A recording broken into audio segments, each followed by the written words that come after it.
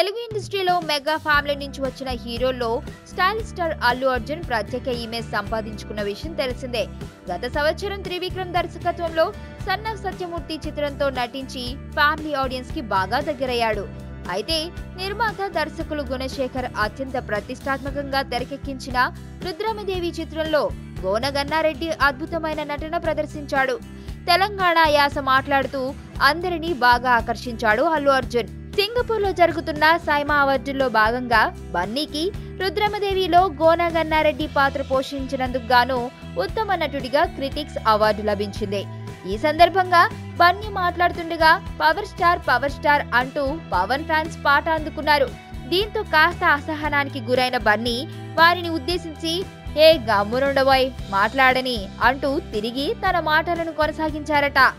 అయితే ఈ సమాధానం విన్న ప్రముఖులతో పాటు పవన్ ఫ్యాన్స్ కూడా షాక్ తిన్నారట. ఆ మధ్య సరైనోడు బ్లాక్ బస్టర్ ఫంక్షన్ లో పవన్ గురించి చెప్పాల్సిందిగా అభిమానులు కోరితే చెప్పను బ్రదర్ అంటూ బన్నీ ఇచ్చిన రీప్లై పెద్ద దుమారమే రేపింది. సుమారు వారం రోజుల పాటు బన్నీ పవన్ ఫ్యాన్స్ల మధ్య సోషల్ మీడియాలో ఓ రేంజ్ లో వివాదం రేగింది. చివరికి ఒక మనసు ఆడియో వేడుకలో తాను చెప్పిన ఆ మాటపై బన్నీ పెద్ద సంజాయిషి ఇచ్చుకోవడంతో పాటు పవన్ ఫ్యాన్స్ కి పెద్ద క్లాస్ పీకాడు.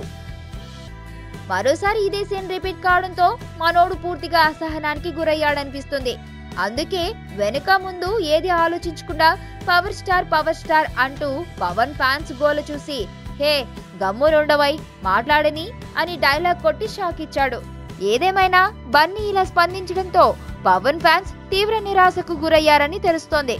దాంతో బన్నీ మాటపై మరోసారి గతంలో లాగే పెద్ద వివాదమే రేగే అవకాశం ఉందని అంటున్నారు.